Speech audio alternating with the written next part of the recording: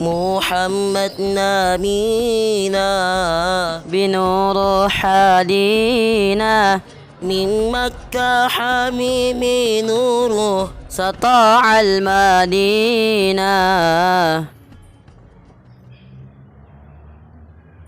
Assalamualaikum warahmatullahi wabarakatuh.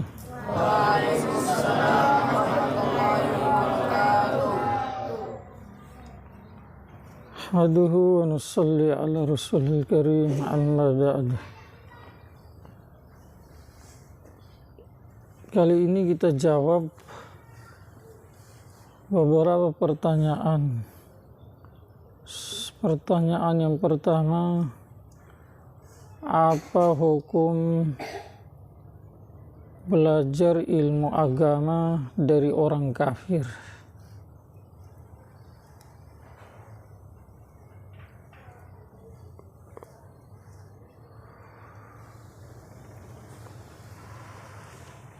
Belajar ilmu agama dari orang kafir.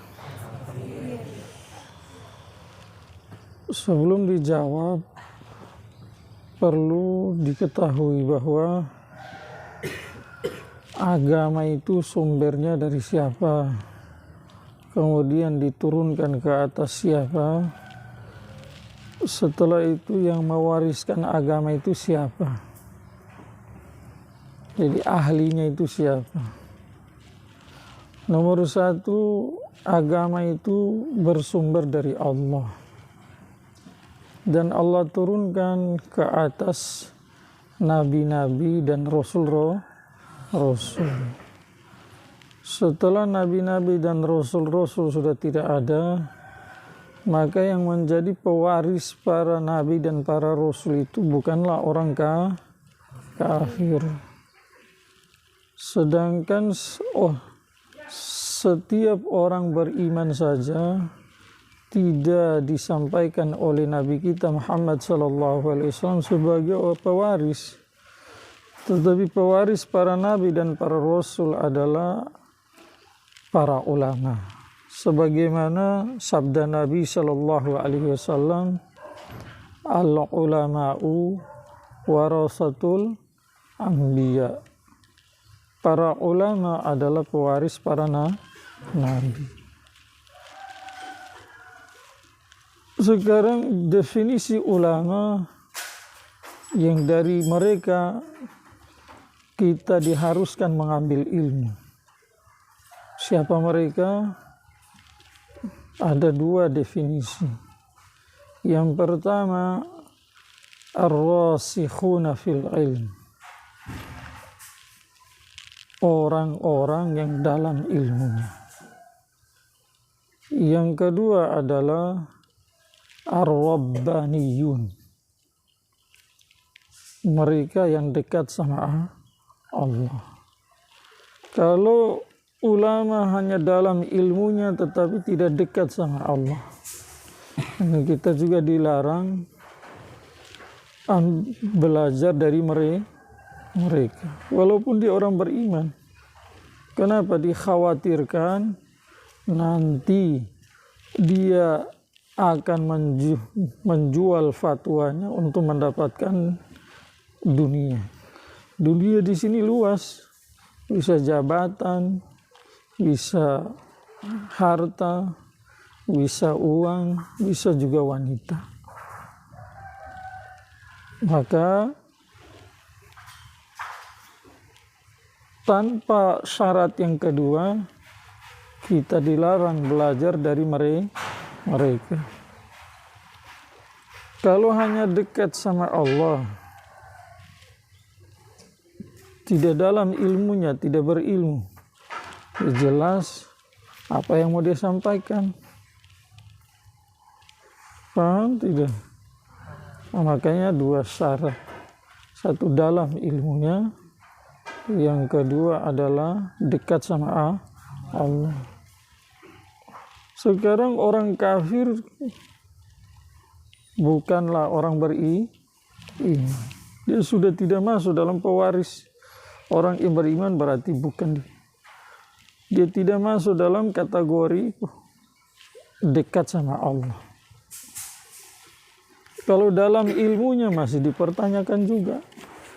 Karena minta maaf, dalam keyakinan orang beriman, orang kafir itu adalah orang yang kesaksiannya tidak diterima. Beritanya itu tidak diterima. Sehingga kalau ada yang belajar dari mereka, bisa saja yang disampaikan itu adalah yang betul atau yang salah. Juga di dalam Al-Quran Allah sampaikan bahwa mengenai orang kafir atau orang Yahudi dan Nasrani, walan tarda ankal yahudu walan nasara hatta tattabi'a millatahum. Sekali-kali pakai lan, nafi takkid. Jadi nafinya itu tidak akan pernah ridho. Orang Yahudi dan orang Nasrani dari kamu sampai kamu ikuti agama mereka.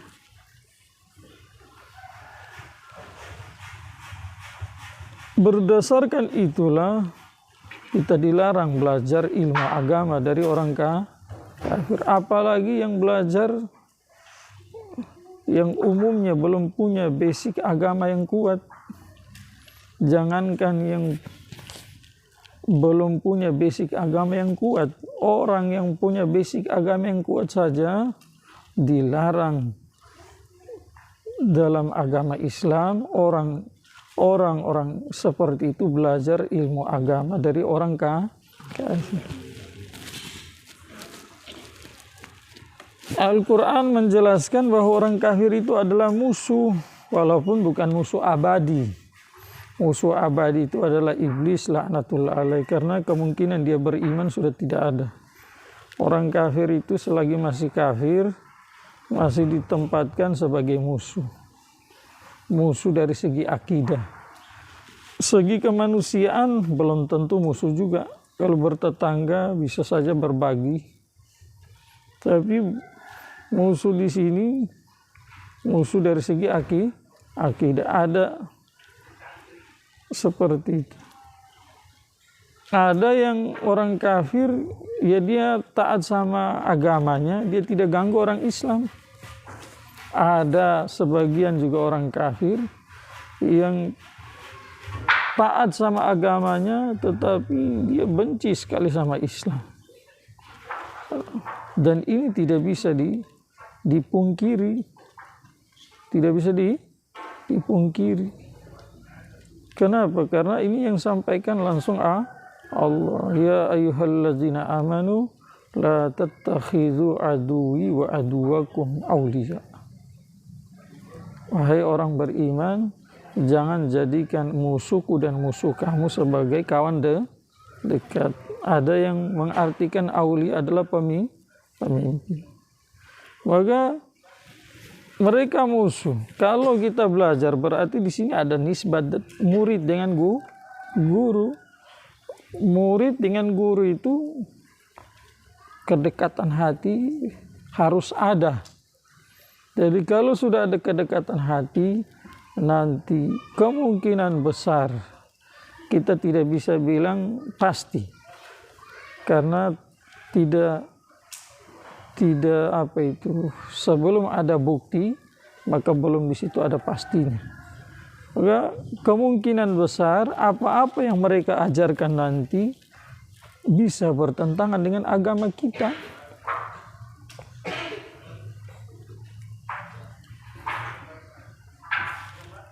Paham tidak? Makanya Rasulullah SAW saat datang terjemahan Taurat atau datang terjemahan Injil atau datang berita dari orang-orang Yahudi itu, Rasulullah SAW tidak langsung menyalahkan dan tidak langsung membenarkan. Apa kata Rasulullah SAW? Kalau tidak berseberangan dengan Al-Quran berarti diambil.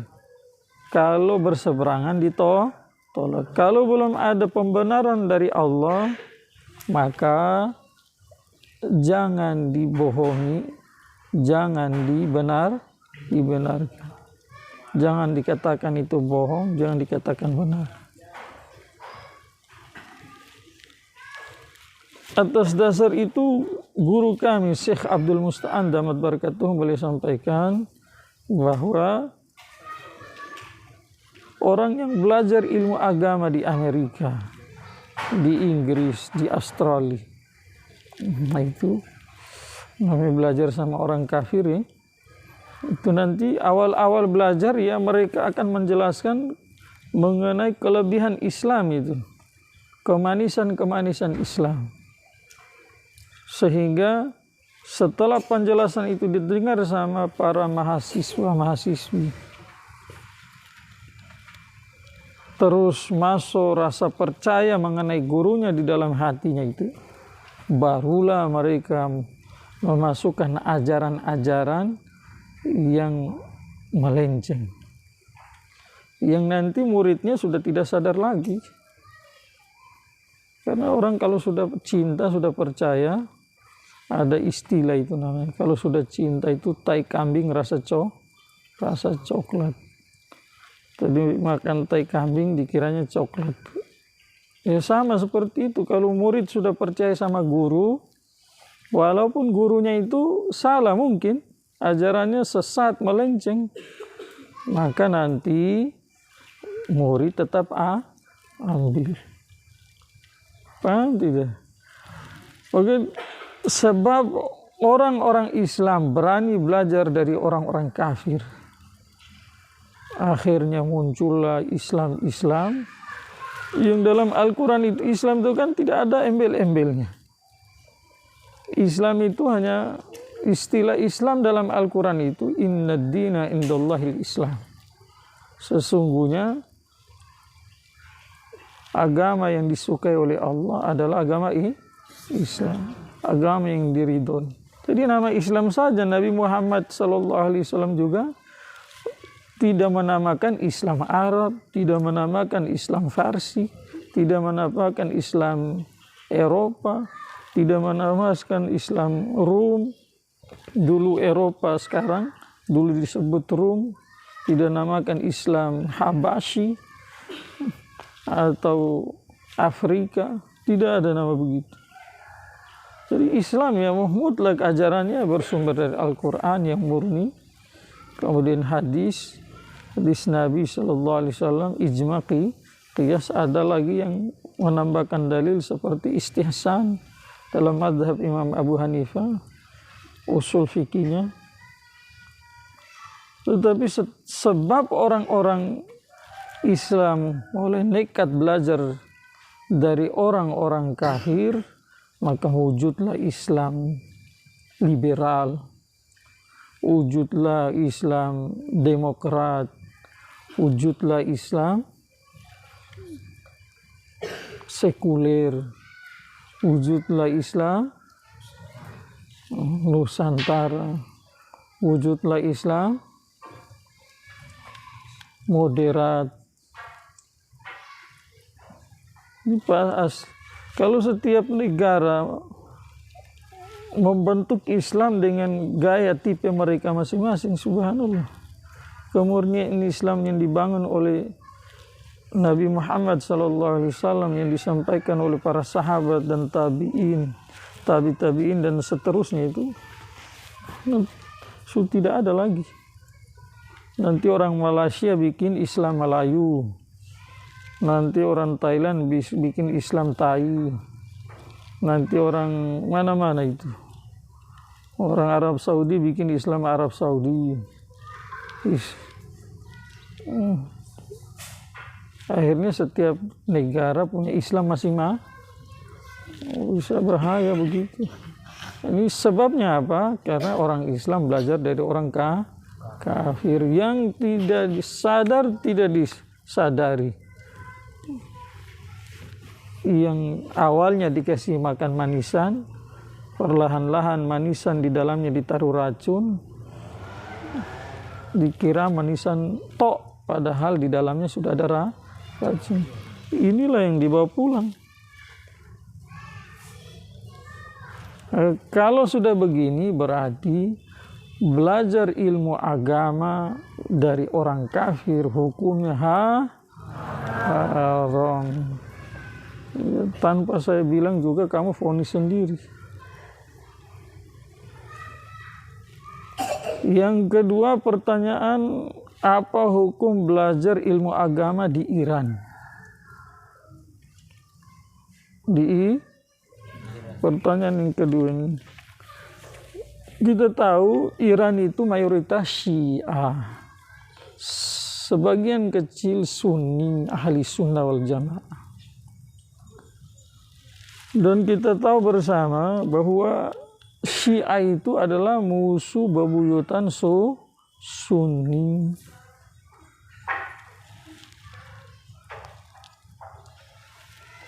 Di dalam hadis yang Nabi sabdakan itu bahwa umatku nanti pecah 73.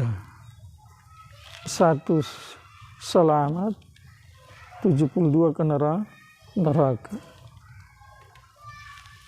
Yang satu adalah firqah yang berakidah Nabi dan para sahabat, atau yang berjalan di atas ajaran Nabi Muhammad SAW dan para sahabat radhiyallahu anhum ajma'in. Maka orang-orang Syiah itu yang mengkafirkan Abu Bakar, yang mengkafirkan Umar, terang-terangan di hadapan kita tidak, tetapi dalam buku-buku mereka ada. Berarti mereka juga bagian dari musuh Islam. Yang mereka agungkan hanya Ali radhiyallahu anhu. Yang mereka agungkan hanya Hasan, Hussein, Fatimah radhiyallahu anhu. Yang mereka agungkan adalah Ahlul Bait. Seperti itu. Maka mereka juga bagian dari musuh. Dari 72 tadi, di dalamnya ada firqah Syiah. Video-video kita sebelumnya sudah kita jelaskan, bersumber dari seorang ulama besar, Mujaddid Al-Fisani, Syekh Ahmad Faruqi. Beliau menjelaskan bahwa firqah Syiah terbagi menjadi 22. Dari 22 hanya Zaidiyah dan Imamiyah. Itu sebagian saja itu.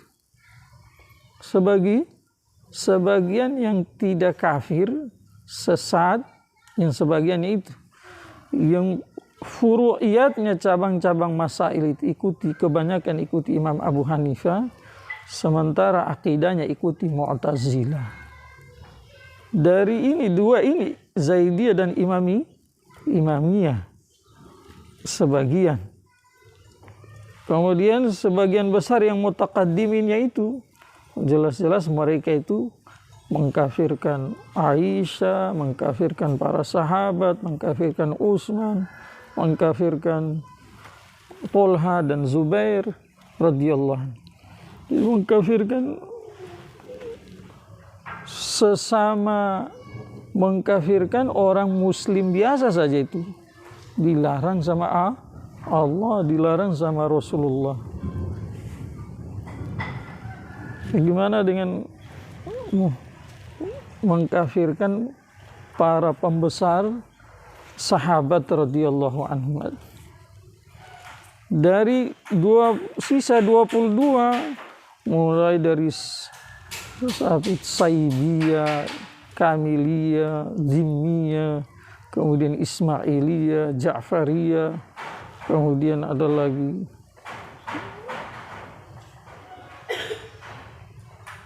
apa lagi itu? Gharabiyah. Intinya 20 itu. Semua yang beliau tulis akidah-akidah mereka sudah dibaca saja itu akidah. Tidak usah kita bilang mereka tidak Islam. Orang membaca langsung memvonis sendiri, tidak perlu lagi ditanya, langsung vonis sendiri kalau mereka bukan Islam. Paham tidak? Maka belajar dari musuh yang ingin merubah akidah itu, akidah Sunni, akidah dari Nabi Muhammad SAW, para sahabat itu. Mau mendoktrin orang agar membenci Abu Bakar, doktrin orang agar membenci Umar, mengkafirkan Aisyah, mengkafirkan Utsman. Jelas-jelas belajar di sana hukumnya apa? Haram. Ada satu kisah menarik. Tahun 2011 saya jumpa dengan seorang imam yang biasanya ini orangnya suara bagus, tinggalnya di Jawa Barat, Jawa. Nah, orang ini biasanya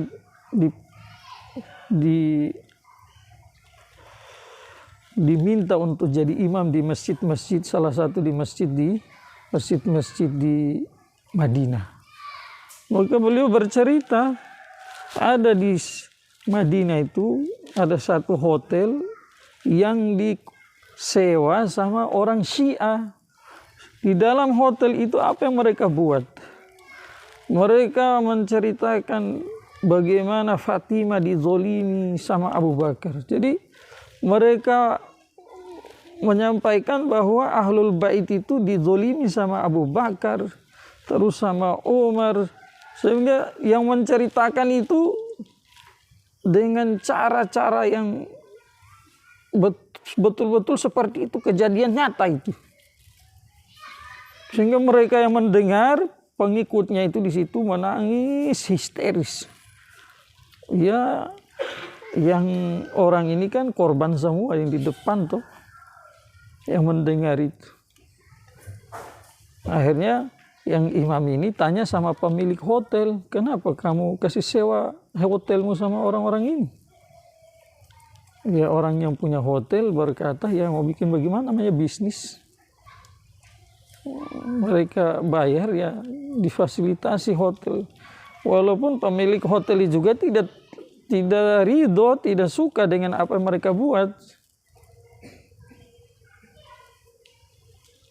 Jadi seperti itu, dan bukan sedikit orang-orang yang belajar dari Iran, rata-rata otaknya tercuci. Maka hukum belajar ilmu agama di Iran itu haram, jangan ada yang belajar ke sana. Kendati kamu dikasih beasiswa, kamu dikasih semua fasilitas, tolak. Fasilitas itu hanya kesenangan dunia saja itu. Nanti setelah meninggal dunia sudah tidak ada lagi fasilitas itu. Fasilitas dunia kamu dikasih itu juga belum jaminan sampai mati kamu miliki. Setelah meninggal dunia, kalaupun sampai meninggal, fasilitas itu sudah tertinggal, kamu sendiri berangkat dengan nol. Tidak ada yang kamu bawa untuk akhirat. Maka fasilitas, kamu ambil fasilitas dunia, korbankan fasilitas akhirat. Apa yang terjadi di sana? Kau jadi fakir miskin itu. Kalau masuk neraka sebentar, kemudian nanti masuk surga masih mending. Tapi kalau kamu sudah caci maki Abu Bakar, sudah kafirkan Abu Bakar, Umar, kamu benci para sahabat yang lain, hanya kamu unggul-unggulkan Ahlul Bait, maka jelas kamu akan jadi penghuni neraka selama-lama. Ada satu hadis yang menarik didengar. Nabi bersabda sallallahu alaihi wasallam mengenai Ali bin Abi Thalib radhiyallahu anhu.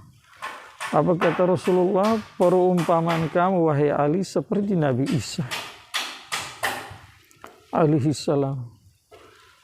Apa maksudnya? Maksudnya Nabi Isa itu orang yang terlalu cinta Nabi Isa, seperti mana orang Nasrani, sehingga mereka jadikan Nabi Isa sebagai Tuhan, juga akan menjadi ahli neraka selama. Orang yang paling benci dengan Nabi Isa seperti orang Yahudi, maka mereka juga akan jadi ahli neraka selama-lama. Yang selamat siapa? Ya umat Nabi Muhammad sallallahu alaihi wasallam. tidak terlalu mencintai Nabi Isa seperti mana meletakkan Nabi Isa seperti Tuhan, tetapi tidak juga membenci Nabi Isa. Kita cinta Nabi Isa, tetapi kita tidak taruh porsinya seperti mana porsinya Allah itu. Kita tidak jadikan dia sebagai Tuhan.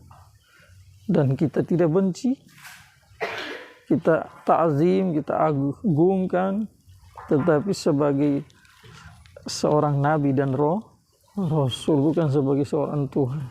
Sama Ali bin Abi Thalib radhiyallahu anhu, ada orang yang paling mencintai dia, mengagung-agungkan melebihi Umar, melebihi Abu Bakar, melebihi sahabat. Maka Rasulullah sampaikan mereka akan menjadi ahli neraka. Orang yang membenci Ali, berlebihan, benci Ali, tidak suka Ali, juga akan jadi ahli neraka. Maka yang selamat siapa? Ahli sunnah wal jamaah. Pendapat ahli sunnah wal jamaah, ijma umat, Abu Bakar terbaik, di bawahnya Umar terbaik, di bawahnya Utsman terbaik, di bawahnya Ali terbaik, dan terus kemudian nanti yang asyara mubasyarah, kemudian ahlul badar, kemudian yang baiat di Baitus Syajarah saat Sulh Hudaybiyah itu. Kemudian sahabat-sahabat semua dicintai, tapi dikasih porsi sesuai dengan porsi masing-masing yang disampaikan oleh Rasulullah SAW. Satu ketika Ali berkata kepada murid-muridnya, kalau kamu mengatakan saya lebih bagus dari Abu Bakar, maka saya akan beri hukuman kepada kamu. Jadi Ali sendiri merendah.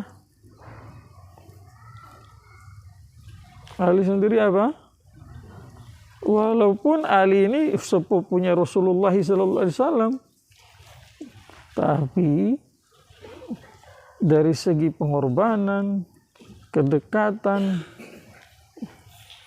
jelas Abu Bakar.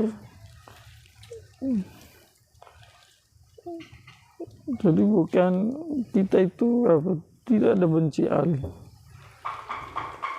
Paham tidak? Maka belajar ilmu agama ke Iran hukumnya apa? Haram. Jangan coba-coba Umar. Paham tidak Habib?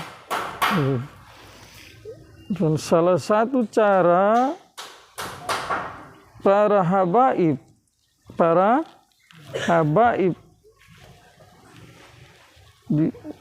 salah satu cara untuk menyesatkan para habaib adalah dengan cara membesarkan ahlul bait terus dijerumuskan ke dalam Syiah. Dijerumuskan dalam apa? Syiah. Nanti di dunia Habib, tapi di akhirat sudah terjadi Habib lagi itu. Karena ajarannya sudah tidak lagi menyatu dengan ajaran baginda Muhammad sallallahu alaihi wasallam. Paham tidak?